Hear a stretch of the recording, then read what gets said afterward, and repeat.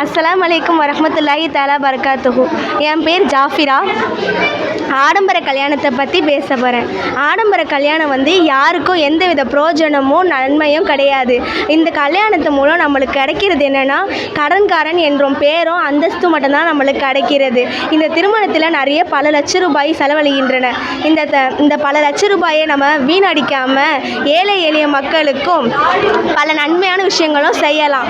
அதை யாரும் செய்யறதில்லை. அப்படி அந்த மாதிரி செஞ்சாங்கன்னா அவங்களுக்கு இம்மையிலும் மறுமையிலும் அல்லாஹ்வின் நற்கூலியே பெறலாம்.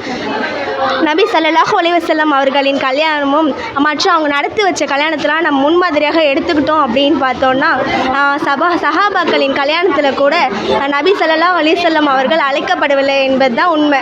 நபி ஸல்லல்லாஹு அலைஹி வஸல்லம் சொல்கிறாங்க, பெரிய அளவில் விருந்து செய்யணும் உங்களுக்கு ஆசை இருந்துச்சுன்னா ஒரு ஆட்டை அறுத்து வலிமா கொடுக்க வேண்டும் என சொல்லியிருக்கும் போது நாம் ஏன் நம்மளை வருத்தி கொண்டு தேவையில்லாத செலவுகளை செய்யணும் என சொல்லி ஆடம்பர கல்யாணத்தை தவிர்த்து நபி வழி கல்யாணத்தை பண்ணணும்னு சொல்லி என் உரையை முடித்துக்கொள்கிறேன். அஸ்ஸலாமு அலைக்கும் வரஹ்மத்துல்லாஹி தஆலா பரகாத்துஹு.